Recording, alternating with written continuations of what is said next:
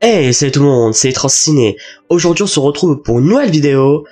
Alors, aujourd'hui, nouveau concept de vidéo. Chaque dimanche, on va se retrouver pour voir ensemble les news de la semaine, bien sûr, au niveau ciné.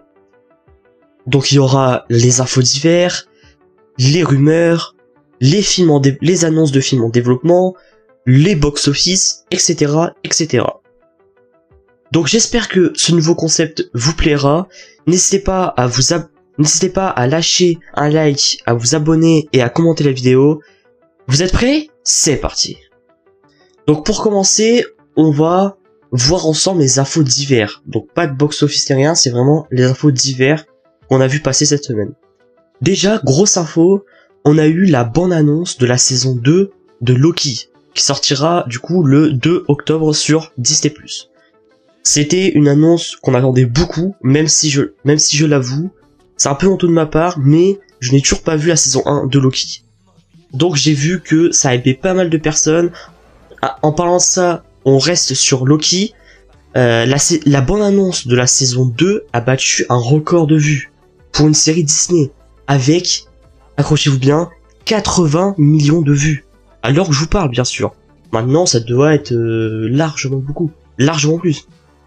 Donc voilà, ça montre le niveau de hype, c'est quand même incroyable.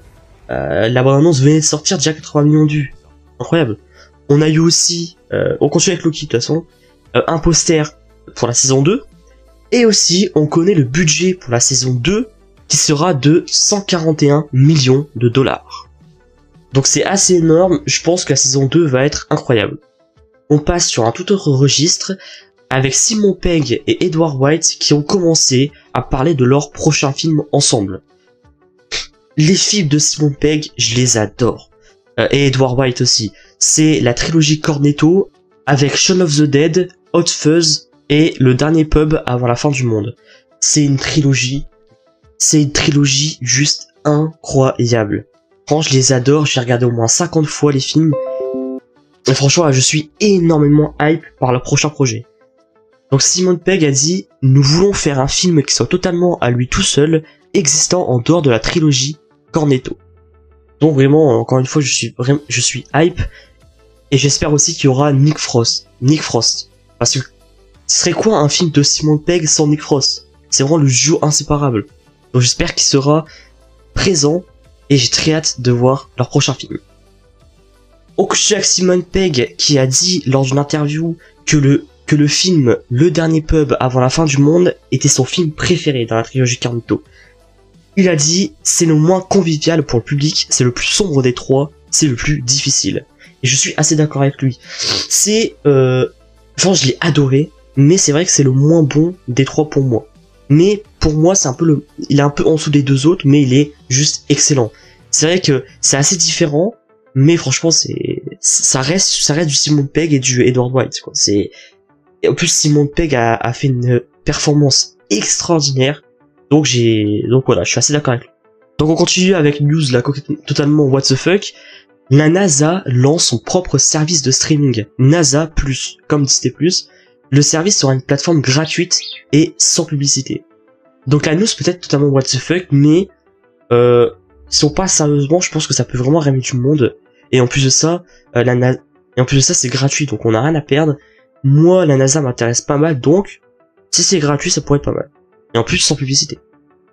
On continue dans les news divers avec Tobey Maguire qui déclare que travailler sur No Way Home avec Andrew Garfield et Tom Holland lui a revigoré son intérêt pour l'acting. Tobey Maguire, c'est un acteur qui tient une place dans mon cœur particulier parce que voilà, c'est le premier Spider-Man en live action, c'est voilà quoi, c'est Tobey Maguire, c'est le vrai Peter Parker pour moi, et son acting dans Brother ou quoi, c'est juste fou, et je suis content que ça se voit qu'il s'est éclaté pendant le tournage, et je suis assez content, même si No Way Home reste un film assez moyen. Là c'est une news concernant un nouveau film. On a eu des nouvelles images pour le film The Kill Room, avec Samuel L. Jackson, Una Thurman et Maya Hank, qui sortira le 28 septembre. Donc c'est un film plutôt comique, avec un mini synopsis. Un tueur à gages devient accidentellement une sensation dans le monde de l'art. Voilà, mini CE6, donc j'ai assez hâte en plus avec Samuel L. Jackson, donc ça peut être que incroyable. Emily Blunt a déclaré dans une interview que elle et Cillian Murphy et John Krasinski ont discuté d'un film Sans un bruit 3. Il faudrait que nous le fassions tous ensemble. Je ne veux pas que ce soit avec un autre réalisateur. J'ai jamais vu le 1 et le 2, mais pour les fans de Sans un bruit, je pense que ça peut être une info pas mal. Une mini info, le film Saw 10 ou Saw X, qu'on a même eu il y a pas longtemps, je pense la semaine dernière, on a eu la bonne annonce. Donc le film Saw X sera le plus long de la franchise. Donc moi personnellement je suis pas fan des films d'horreur, donc ça m'intéresse pas, mais vu la hype que j'ai vue sur les réseaux sociaux, je pense que ça va être un film qui va cartonner. Et là une info assez incroyable et assez énervante je trouve, que le film The Power of the Dog avec Benedict Cumberbatch, un film incroyable, tenez-vous bien, il aurait été supprimé de Netflix en août dans certains territoires internationaux, dont le Royaume-Uni. Et oui, un film original Netflix quitte Netflix.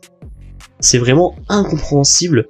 J'espère juste que ça va pas faire ça en France, mais quand même, c'est assez triste qu'un film original Netflix quitte la plateforme.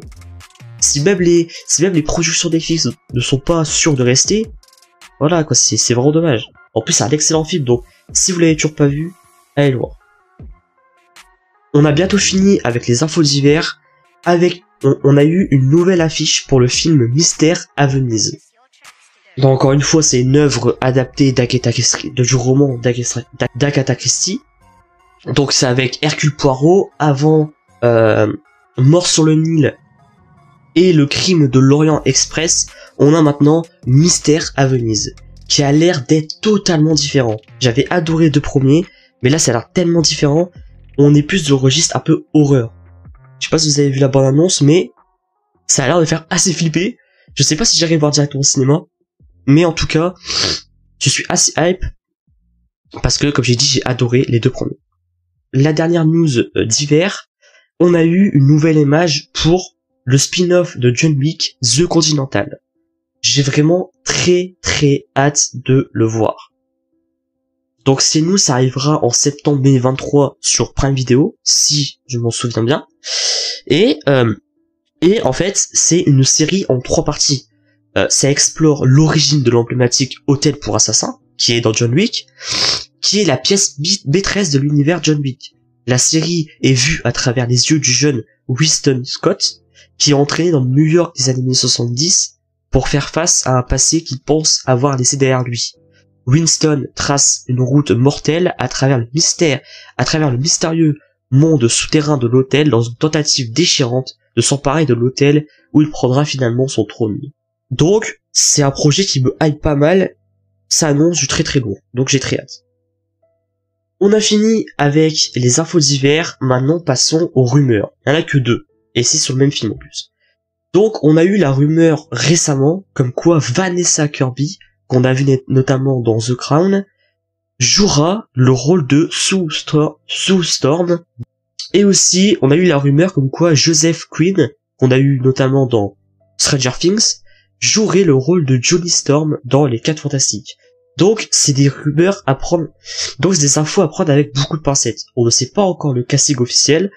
Moi, personnellement, Vanessa Kirby, je l'ai pas mal en tant qu'actrice, donc ça collerait bien.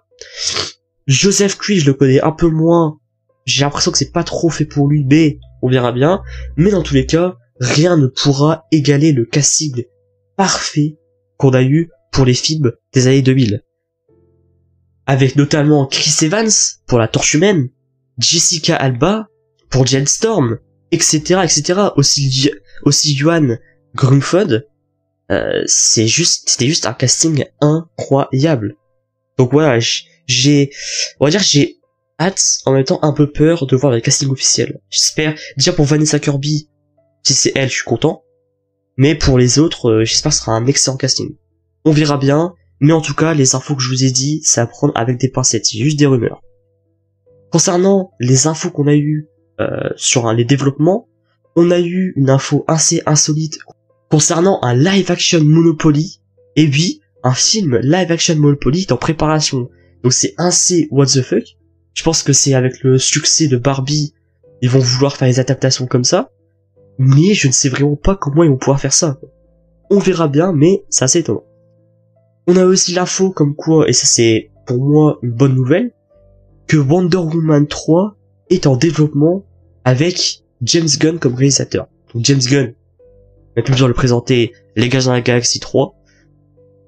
Gal Gadot, c'est l'actrice que j'adore. Bon, je dis excellente nouvelle, oui et non, parce que je suis pas trop un fan de DC, donc je sais pas si c'est une bonne nouvelle ou pas, mais en tout cas, Wonder Woman 3 est en développement. Dernière nouvelle concernant les développements, déjà il y aura un Scream 7, et il sera réalisé officiellement par Christopher Landon. Donc Christopher Landon, c'est notamment celui qui a fait les Paranormal Activity, le film qui est sorti récemment sur Netflix, We Have a Ghost, que j'ai bien aimé, c'était assez bien.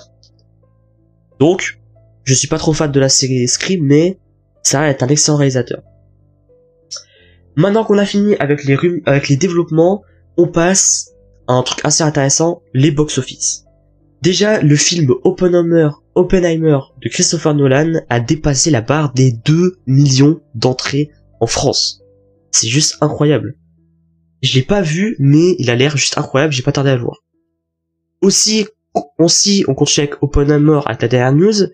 Oppenheimer a dépassé les 500 millions de dollars dans le monde. Et pour rappel, le budget pour Oppenheimer est de seulement, entre guillemets, 100 millions de dollars. Donc déjà, c'est un énorme succès, et je pense que ça va pas s'arrêter là. On continue avec son confrère, on va dire. Le film Barbie a dépassé la barre des 3 millions d'entrées en France. Ça aussi, c'est juste énorme. On continue. Le film Élémentaire de Pixar a dépassé les 400 millions de dollars dans le monde. Pour rappel, le budget est de 200 millions. Donc c'est un mini succès, à voir si ça continue avec le temps. Et pour finir avec les box-office, Mission Impossible Dead Reckoning, partie 1, a dépassé les 400 millions de dollars dans le monde. Pour rappel, le budget était de 291 millions de dollars. Donc comme pour Élémentaire, c'est pas un succès incroyable, mais ça va encore, et je pense pas que ça va être fini. J'ai toujours pas vu, parce que je suis en plein marathon, je suis actuellement j'ai fini Protocole Fantôme. Donc pour l'instant j'adore, et je pense que la suite va être aussi incroyable, Tom Cruise le GOAT, tout simplement. On arrive à la fin avec les dates de sortie. Là c'est la fin, dernière news. Sony Pictures vient tout juste de mettre à jour les dates françaises de ses prochains films. Donc, SOS Fantôme 4 sortira le 3 avril 2024, Bad Boy 4 le 12 juin 2024, Venom 3 le 10 juillet 2024, Kraven le 28 août 2024 et Karate Kid le 18 décembre 2024. Donc c'est quelques reports, par exemple SOS Fantôme 4 devait sortir normalement en décembre 2023. C'est un report, c'est dommage parce que le dernier SOS Fantôme j'ai adoré. C'est dommage, c'est comme Bad Boy, etc. C'est dommage de se faire pousser, mais bon, c'est pour les grèves des scénaristes, etc. Donc voilà, on arrive à la fin de la vidéo. C'était vraiment beaucoup de news. Donc j'espère vraiment que ce nouveau concept vous a plu. Si c'est le cas, n'hésitez pas à lâcher un like, à vous abonner et à commenter la vidéo en disant quelle news vous a hypé, tout simplement. Donc le programme sera tous les dimanches. Je ferai une vidéo news de la semaine. Là c'est le premier, peut-être que je bafouille un peu ou je passe beaucoup de temps sur des sujets. Mais pour les prochains, ça sera largement mieux organisé. Aussi, je répète, mais dites-moi en commentaire ce que je dois améliorer dans ce nouveau concept. Nous on se retrouve la semaine prochaine pour une nouvelle vidéo. C'était Transciné. Portez-vous bien. Ciao ciao.